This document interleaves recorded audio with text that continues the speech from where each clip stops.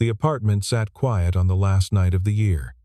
A single lamp cast warm light across the small living room where Ethan Cole sat alone at a table meant for two. His dinner had gone cold an hour ago, but he hadn't noticed. Through the window, distant fireworks popped and crackled over the Chicago skyline, their colors blooming and fading like promises no one intended to keep. He picked up his phone and dialed his mother's house, keeping his voice light when 7-year-old Nora answered with a sleepy hello. He told her he loved her, told her to have sweet dreams, told her Daddy was having a great time. When he hung up, the silence rushed back in. The clock on the wall showed 11:58. Then came the knock. Ethan didn't move at first. He lived in a modest building in Lincoln Park, the kind of place where neighbors nodded politely but rarely visited. At this hour, on this night, a knock at his door made no sense. He pushed back from the table and crossed the room slowly, his footsteps quiet on the hardwood floor. When he opened the door, the last person he expected to see was standing in his hallway. Vivian Hale wore a charcoal wool coat over what looked like expensive clothes, the kind that cost more than his monthly rent. Her dark hair was pulled back severely, and her face held that controlled expression he'd seen in company meetings, the one that revealed nothing.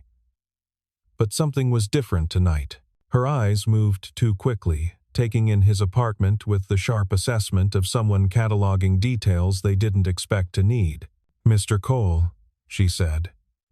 Her voice was steady, but there was a tension beneath it that Ethan couldn't place. "Miss Hale." He stood in the doorway, very aware of the contrast between them. She was the CEO of Meridian Technologies, a company that employed nearly 4,000 people across 3 states. He was a facilities engineer who made sure the building systems ran smoothly and the lights stayed on. They had spoken exactly twice in the 3 years he'd worked there, both times in elevators, both times about the weather. "I need to speak with you," she said. "Now." Ethan glanced back at his cold dinner, his empty apartment, the television playing a New Year's countdown he'd muted an hour ago. Part of him wanted to ask how she'd found his address, why she'd come here, what could possibly be so urgent on December 31st. Instead, he stepped aside and let her in. Vivian walked into his living room like she was entering a conference room, her posture straight, her movements precise. But once inside, she seemed uncertain where to stand. Her eyes moved from the modest furniture to the children's drawings taped to the refrigerator, from the single plate of food to the window where fireworks still painted the sky. "You have a daughter," she said. It wasn't a question. She was looking at a photograph on the bookshelf, a picture of Ethan and Nora at the zoo, both of them laughing at something the camera hadn't captured.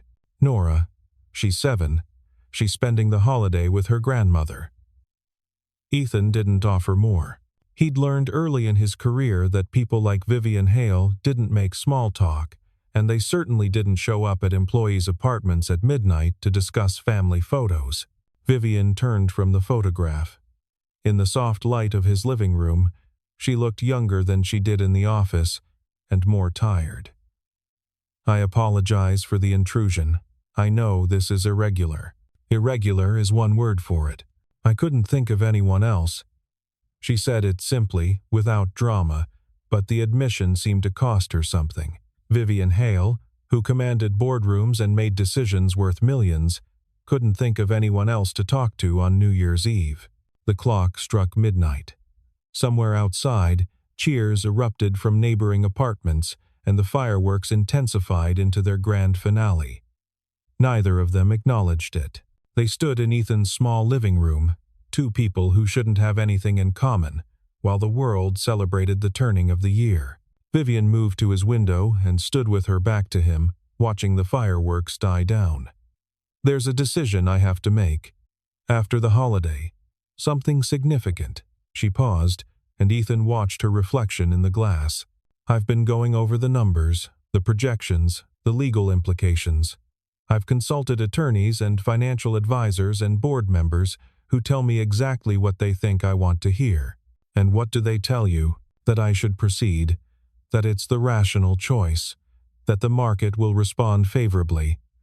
She turned to face him. But none of them tell me the truth. None of them care about the truth. They care about their positions, their bonuses, their proximity to power. Ethan leaned against his kitchen counter, arms crossed. He was still trying to understand why she was here, in his apartment, speaking to him like they were colleagues rather than a CEO and a man who fixed heating systems for a living. With respect, Miss Hale, I'm not sure what you think I can offer. I'm not exactly part of your inner circle. That's precisely why I'm here. Vivian's voice sharpened slightly. You have no stake in telling me what I want to hear. You have no political position to protect. According to your personnel file, you've been offered promotions 3 times and declined each one. You're either the most unambitious man in the company or the most principled. Either way, you're the only person I could think of who might actually be honest with me. The mention of his personnel file should have bothered him, but Ethan found himself more intrigued than offended. Whatever was troubling Vivian Hale, it was significant enough to send her across the city on New Year's Eve, to stand in a stranger's apartment, to admit vulnerability to someone she barely knew. What's the decision? He asked. Vivian's expression flickered, just for a moment, and Ethan glimpsed something beneath the controlled surface. Fear, maybe. Or exhaustion. I can't tell you the specifics. Not yet. But I need you to understand something. She stepped closer, lowering her voice as though someone might overhear them in his empty apartment. The people who advise me, the board members, the executives, they don't see me as a person, they see me as a position, a signature, a means to their own ends. I've built this company for 8 years, and I don't trust a single one of them. The words hung in the air between them. Ethan had worked in corporate environments long enough to know that loneliness existed at every level, but hearing it stated so plainly by someone at the very top was different. Vivian Hale had everything the world said should make a person successful, and yet here she was, alone at midnight, searching for someone who would tell her the truth. You don't know me, Ethan said carefully. How do you know you can trust me? I don't. Vivian met his eyes directly. But I've watched you for 3 years. I've seen how you interact with the cleaning staff, the security guards, the interns, everyone else ignores. I've read your emails, the ones where you advocated for better safety equipment for your team, the ones where you pushed back against budget cuts that would have affected the maintenance staff's benefits. She paused. You treat people like they matter. That's rarer than you might think. Before Ethan could respond, his phone buzzed on the kitchen counter. He glanced at the screen and saw Nora's face, a video call coming through at 12:15 in the morning. His daughter should have been asleep hours ago. I need to take this, he said, reaching for the phone. Part of him expected Vivian to object, to remind him that she was his CEO and her time was valuable. Instead, she simply nodded and turned back to the window, giving him what privacy she could in the small space. Ethan answered the call and Nora's face filled the screen, her dark hair mussed from sleep, her eyes bright with excitement. Daddy, Grammy let me stay up for midnight. Did you see the fireworks? Did you make a wish? He smiled, feeling the tension in his shoulders ease at the sight of her. I saw them, sweetheart. They were beautiful. Did you make a wish? I wished for a puppy. And I wished you weren't alone tonight. Grammy said you might be lonely. Ethan's heart clenched. 7 years old and she was already worrying about him. I'm okay, Nora. I promise. Daddy's having a good night. Do you have a friend there? Grammy says everyone needs friends on New Year's. Ethan glanced at Vivian, who was still facing the window but clearly listening. Actually, yes. An old friend stopped by to say hello. That's good. Nora yawned, her eyelids drooping. I'm glad you're not alone, Daddy. I love you. I love you too, sweetheart. Now go to sleep. I'll see you tomorrow, okay? When the call ended, Ethan looked up to find Vivian watching him. Her expression had shifted in a way he couldn't quite define, something softer around the edges, something almost vulnerable. She worries about you, Vivian said quietly. She's 7. She shouldn't have to worry about anything. Ethan set his phone down. But kids see more than we give them credit for. They know when something's wrong, even if they don't have the words for it. Vivian was quiet for a long moment. When she spoke again, her voice was different, stripped of its professional veneer. I used to worry about my father. He ran the company before me, before it was public, before any of this. She gestured vaguely at herself, at everything she represented. He worked constantly.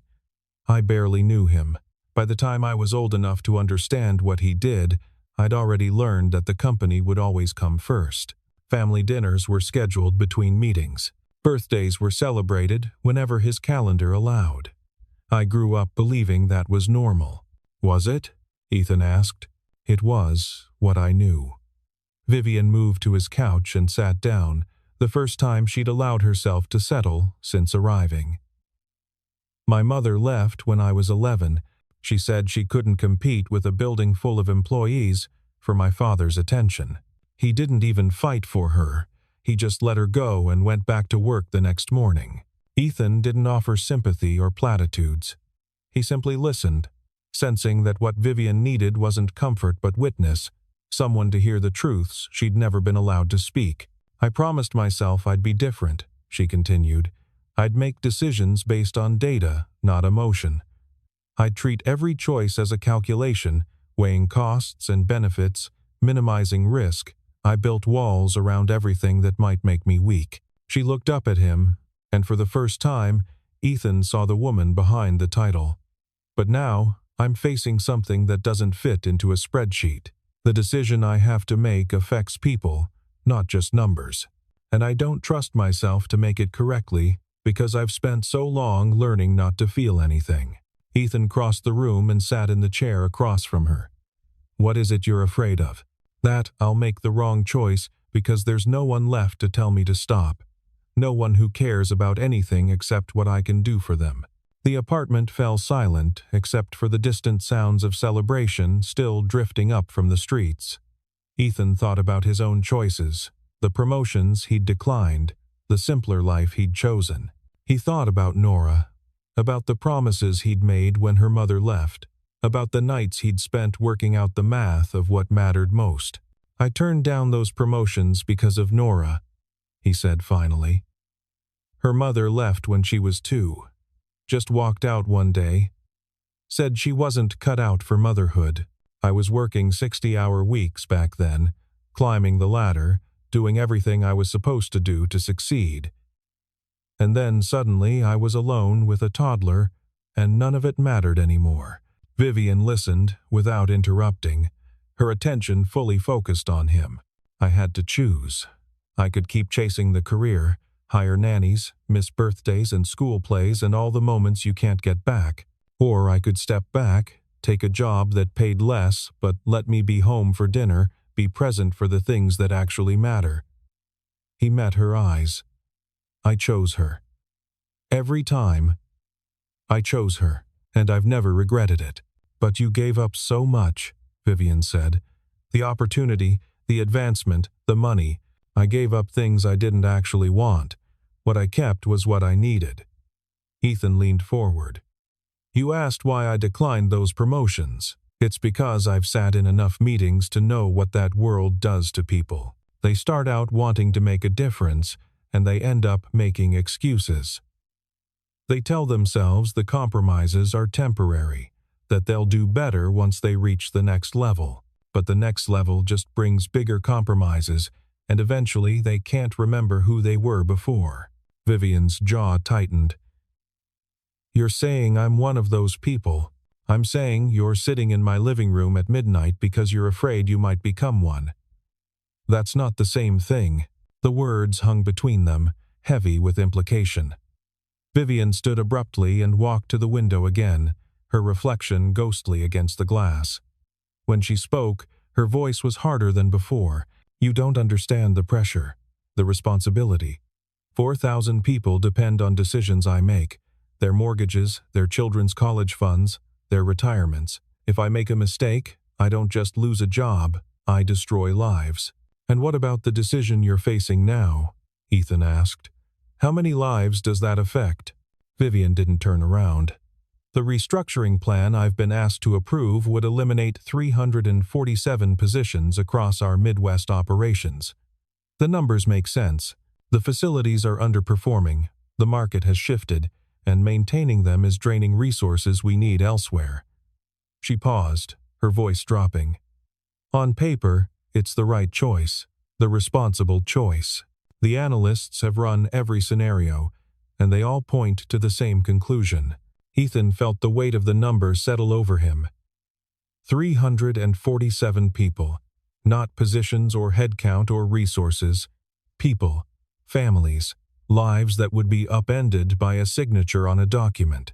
"And off paper?" he asked. Vivian finally turned to face him. "Off paper, those are people who have worked for this company for years, some of them for decades. They chose us over other opportunities. They built their lives around the assumption that we would be there for them. And now I'm supposed to reward that loyalty by putting them out of work 2 weeks after the holidays. Is there another option? There are always other options. Slower restructuring, voluntary buyouts, retraining programs. But they cost more, take longer, carry more risk." Her voice grew bitter. "The board doesn't want options.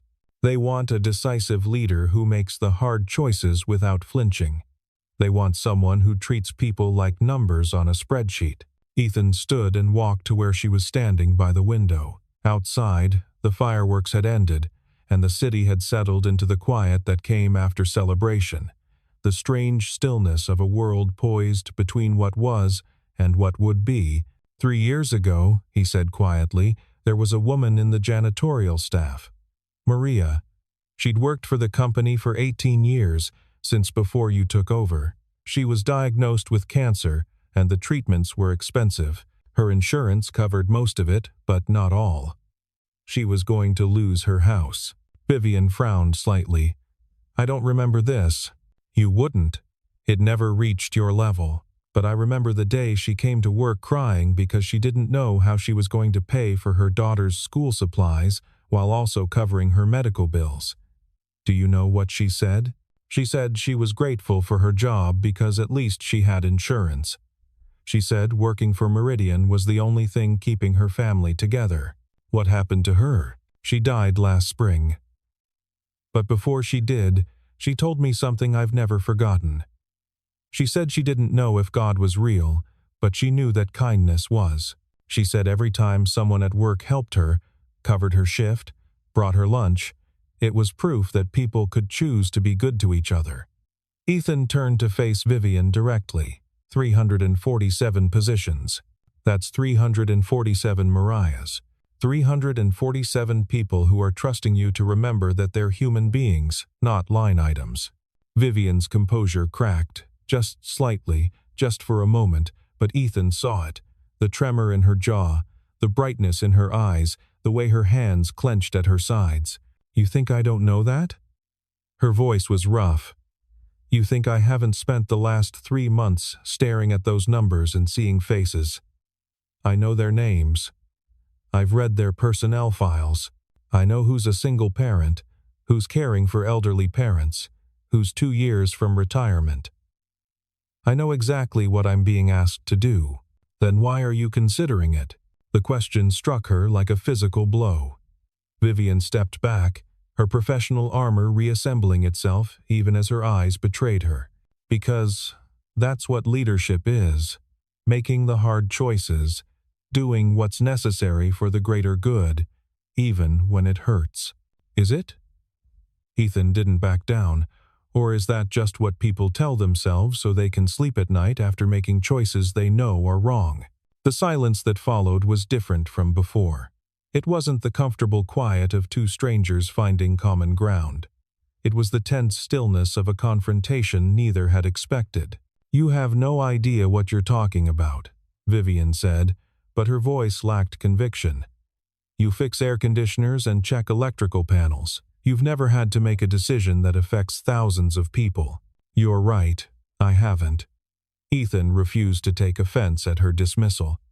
but I've made decisions that affected one person, my daughter, and I've learned that how you treat the one teaches you everything you need to know about how you'll treat the many." Vivian stared at him for a long moment. The defensive anger in her expression slowly faded, replaced by something more vulnerable. Exhaustion, perhaps, or the weight of finally hearing a truth she'd been avoiding. "I don't know how to be the person they need me to be," she admitted, quietly. "I was trained to analyze, to calculate, to optimize. No one ever taught me how to be kind when kindness isn't efficient." Ethan thought about Nora, about all the times she'd asked him questions that had no easy answers. How do you explain death to a 5-year-old? How do you help a child understand why some people have more than others? How do you teach someone to be good in a world that often rewards the opposite? "When Nora was 4, he said, she asked me why I didn't yell at her like other daddies yelled at their kids. She'd been to a play date and seen her friend's father lose his temper over something small, and she wanted to know why I was different." Vivian watched him, waiting. "I told her that being loud didn't make you strong. I said that real strength was staying calm when you wanted to scream, being patient when you wanted to give up, choosing love even when it was harder than anger." He paused. She looked at me with those big eyes and said, "But isn't it scary to be soft when everyone else is hard?" And I told her that was exactly why it was brave. Something shifted in Vivian's expression. Not surrender, exactly, but a loosening of the grip she held on herself. "Leadership isn't about making the hard choices," Ethan continued. "Anyone can be ruthless. Anyone can sign a piece of paper that hurts people and call it strategy. Real leadership is having the courage to find another way. It's accepting that doing the right thing might cost you something personally. And if there is no other way, there's always another way. It might be harder. It might take longer. It might require you to fight people who are comfortable with the easy answer." Ethan met her eyes steadily. "But if you sign that restructuring plan, you won't just be eliminating jobs. You'll be telling every person in your company that their loyalty means nothing, that when times get tough, they're expendable. And once people believe that, you'll never get their trust back." The night had grown colder. Through the window, Ethan could see the first hints of gray in the eastern sky. They'd been talking for hours, and the new year had already begun without either of them noticing. Vivian moved away from the window and sat back down on his couch. Her movement slower now, weighted with thought. "When I was young," she said, "I believed that if I worked hard enough, I could control everything. I could make the world make sense. I could protect myself from ever being hurt or disappointed or alone." Ethan sat across from her again, sensing that something important was happening, something she needed to say before she could move forward. "But you can't control everything. You can't protect yourself from life." She laughed softly, but there was no humor in it. "I've spent 20 years building walls, and all I've done is trap myself inside them. I'm 34 years old, and I don't have a single person I can call at midnight when I'm scared. I have employees and shareholders and board members, but I don't have anyone who knows me." "Not really. Why did you come here tonight?" Ethan asked. "Really?" Vivian was quiet for a long moment. When she answered, her voice was barely above a whisper. "Because I saw you in the lobby last week. You were with your daughter, picking her up from the children's holiday party, and she ran to you like you were the most important person in the world. You picked her up, and she wrapped her arms around your neck, and I could see, just by looking at you, that nothing else mattered. Not the job, not the company, not anything. Just her." She looked up at him with eyes that held years of carefully suppressed loneliness. "I've never had that. I've never been someone's most important person, and I realized that I was about to make a decision that would take that away from 347 other people, and I couldn't do it without at least trying to understand what I was destroying." Ethan felt the weight of her confession settle over him. He thought about all the times he'd seen Vivian in the hallways or the elevator, always composed, always in control, always alone. He'd assumed, like everyone else, that she had a life outside the office, people who cared about her, places where she could be something other than the CEO. But the truth was so much simpler and sadder. She had the company and nothing else. "If I asked you what to do," Vivian said slowly, "what would you tell me?" Ethan considered the question carefully. He knew the easy answer, the one she probably wanted to hear. Just don't sign it. Fight for those jobs. Be the hero. But life wasn't that simple, and pretending it was wouldn't help either of them. "I'd tell you that I can't make this decision for you. No one can. You're the one who has to live with the consequences, whatever you choose." He paused, gathering his thoughts. "But I'd also tell you that Nora taught me something about trust that I never would have learned on my own." Vivian waited, listening. When she was 5, she wanted to learn to ride a bike. She was terrified, absolutely convinced that she would fall and hurt herself, and she asked me to promise that I wouldn't let go of the bike until she was ready. "What did you do?" I promised. And then, after about an hour of holding on, I realized that she was never going to be ready. Not because she couldn't do it, but because the fear was too big. So I had a choice. I could keep holding on forever, keeping her safe but never letting her grow. Or I could let go and trust that even if she fell, she would get back up. "You let go." I let go. And she fell.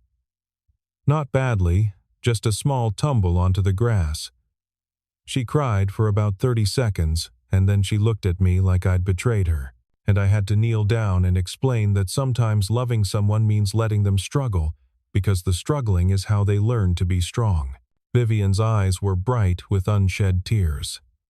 Did she understand? Not at first.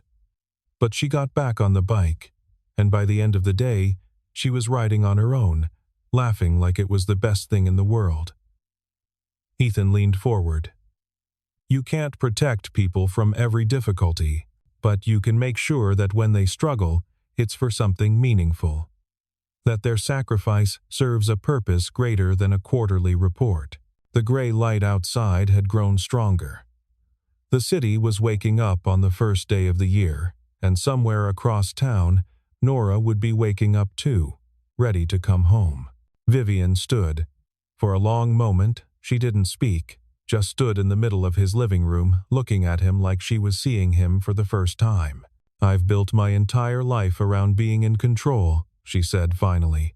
"Making decisions, giving orders, never showing weakness. And tonight, a man who fixes heating systems told me more truth in a few hours than I've heard in years of board meetings." Ethan stood as well. "I didn't tell you anything you didn't already know. I just said it out loud." She nodded slowly. "Maybe that's what I needed. Someone to say it out loud." She moved toward the door, then stopped and turned back. "The restructuring plan. I'm not going to sign it. What will you do instead?" "I don't know yet. Something harder. Something that will cost me politically, maybe professionally." A ghost of a smile crossed her face. "Something that means treating people like they matter." Ethan walked her to the door. In the early morning light, Vivian looked different than she had hours ago. The tension in her shoulders had eased. The sharp edges of her expression had softened. She still looked like a CEO, still carried herself with the authority of someone used to being obeyed. But there was something else now, too. Something human. "Thank you," she said, "for the honesty, for the conversation, for not treating me like a title. Thank you for trusting me with the truth." She reached for the door handle, then paused. "Your daughter is lucky to have you. I hope you know that. I know. I'm lucky to have her, too." Vivian opened the door, and the cold January air rushed in. She stepped into the hallway, then looked back one more time. "Happy New Year, Ethan." "Happy New Year, Miss Hale." "Vivian," she corrected. "After tonight, I think you've earned the right to use my first name." She walked down the hallway toward the elevator, her footsteps echoing in the early morning quiet. Ethan watched until she disappeared around the corner, then closed the door and leaned against it, letting out a long breath. His phone buzzed with a text message from Nora. "Happy New Year, Daddy. Grammy says you can pick me up at 10. I love you the most." He smiled, typing back, "I love you the most too, sweetheart. See you soon." Then he walked to his window and watched the first sunrise of the new year paint the sky in shades of gold and pink. Somewhere in the city, Vivian Hale was making her way home, carrying with her the weight of a decision that would change hundreds of lives. Ethan didn't know what she would ultimately do, but he knew that she would do it with her eyes open. And sometimes, that was the most anyone could ask. The weeks that followed were unlike anything Meridian Technologies had seen in its 30-year history. Vivian Hale returned from the holiday with a proposal that shocked the board and delighted the financial press. Instead of the mass layoffs everyone expected, she announced a comprehensive restructuring that would preserve jobs while transforming underperforming divisions into new revenue centers. It was bold, risky, and exactly the kind of long-term thinking that Wall Street usually punished. The stock dropped 8% in the first week. 2 board members resigned in protest. Industry analysts called her naive, said she was prioritizing sentiment over strategy, predicted that she would be forced out within the year. But something unexpected happened in the weeks that followed. Employees who had been bracing for layoffs found themselves enrolled in retraining programs. Workers who had expected to lose everything were instead offered opportunities to transition into growing sectors of the business. The message spread through the company like wildfire. Vivian Hale had chosen people over profits. Ethan heard about the changes through the company grapevine like everyone else. He read the emails, attended the town halls, watched as the organization he'd worked for transformed into something he almost didn't recognize. There were still hard times ahead, still sacrifices to be made. But there was also hope, something that had been missing for longer than anyone wanted to admit. 3 weeks after New Year's, Ethan received a call from the CEO's office. He was asked to attend a meeting on the executive floor, no explanation given.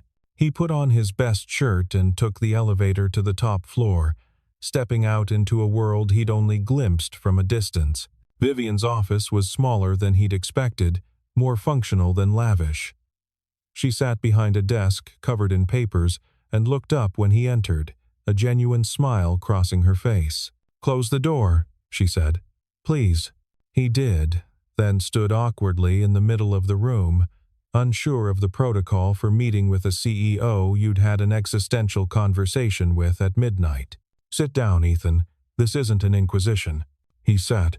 "I wanted to thank you properly," Vivian said.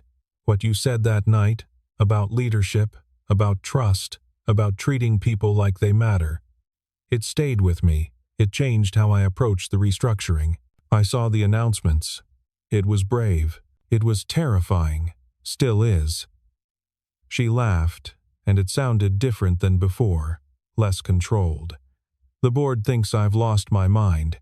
Half of Wall Street is betting against us, but for the first time in years, I can look at myself in the mirror without flinching. That's worth something. It's worth everything." Vivian leaned forward. "Which brings me to why I asked you here. Someone who doesn't care about politics or positioning. Someone who will remind me, when I forget, that the numbers on the spreadsheet represent human beings." Ethan felt his stomach tighten. "Are you offering me a job?" "I'm offering you a role. Employee advocate. It's a new position, reports directly to me. Your job would be to represent the workforce in executive decisions, to make sure that the human cost of our choices is always part of the conversation." She paused. "It's not glamorous. It doesn't come with a corner office or a team of assistants. But it comes with something more important." "What's that?" "A seat at the table where decisions get made, a voice for the people who don't usually get one." Ethan sat with the offer, turning it over in his mind. It was everything he'd avoided for years, a step back into the world of corporate politics and executive pressure. But it was also something else, a chance to make a difference, a chance to be in the room when it mattered. "Can I think about it?" he asked. "Of course. Take whatever time you need." Vivian stood and extended her hand. Whatever you decide, I want you to know that our conversation that night changed me. You helped me remember why I wanted to lead in the first place. I won't forget that. Ethan shook her hand, feeling the weight of the moment. Thank you, Vivian, for the opportunity and for listening. He left her office and took the elevator back down to his regular floor, to his regular job, to the life he'd built around being present for his daughter. The decision would come later, after careful thought, after long conversations with Nora about what changes might mean for their family. But as he walked through the hallways of Meridian Technologies that afternoon, he noticed something different. People were talking to each other, laughing. There was an energy in the building that had been missing for months, the energy of people who believed their work mattered, who trusted that their leaders saw them as more than resources to be optimized. That evening, he picked Nora up from school and took her for ice cream, their usual Thursday tradition. She told him about her day, about the boy who pulled her hair, about the book she was reading, about the drawing she'd made for him in art class. "Daddy," she said between bites of chocolate chip, "Grammy says you might have a new job. Is that true?" He smiled at her, this small person who had taught him everything about what really mattered. "Maybe, sweetheart. I'm still thinking about it. Would you be happy?" The question stopped him. Would he be happy? He'd spent so long optimizing for safety, for stability, for being present that he'd forgotten to ask himself what would actually make him feel alive. "I think so," he said finally. "I think it might be a way to help people, to make things better for families like ours." Nora nodded solemnly, as if this made perfect sense to a 7-year-old. "Then you should do it, Daddy. Grammy says we should always try to help people when we can." He reached across the table and took her hand. "Your Grammy is a wise woman." "I know." Nora grinned. "Can we get more ice cream?" The following New Year's Eve, Ethan's apartment was not quiet. Nora had insisted on staying up for the countdown, and her grandmother had come over to help celebrate. There was food on the table, warm this time, and laughter filling the rooms that had once felt so empty. At 11:58, there was a knock at the door. Ethan exchanged a glance with his mother, then crossed the room and opened it. Vivian stood in the hallway, but this time she wasn't alone. She carried a bottle of champagne and wore something that wasn't a business suit for the first time he'd ever seen. "I hope I'm not intruding," she said, and there was a lightness in her voice that hadn't been there a year ago. "I brought something to celebrate." Ethan stepped aside. "You're always welcome here." Vivian came in and was immediately accosted by Nora, who had heard stories about the CEO lady who had come to visit Daddy last year. Within minutes, the two of them were sitting on the floor, Vivian admiring Nora's collection of stuffed animals, while Nora explained the complex social dynamics of her second-grade class. Ethan's mother appeared at his side, watching the scene with a knowing smile. "She seems different than I expected." "She's been working on it," Ethan said. "We all have." The countdown came and went, the new year arriving with cheers and champagne, and Nora staying up far too late. When things finally settled down, when his mother had taken Nora to bed and the apartment had grown quiet again, Ethan found himself standing at the window with Vivian, watching the last fireworks fade over the city. "The board approved the final phase of the restructuring yesterday," she said. "0 involuntary layoffs. We made it. How does it feel?" "Terrifying. Exhilarating." She smiled. "Right." They stood in comfortable silence for a while, two people who had found something unexpected in each other, not romance or anything so simple, but understanding, the recognition that they were both trying to be better, both learning how to lead with something other than fear. "Thank you," Vivian said finally, "for taking the job, for being the voice in the room that reminds us what we're actually fighting for. Thank you for giving me the chance."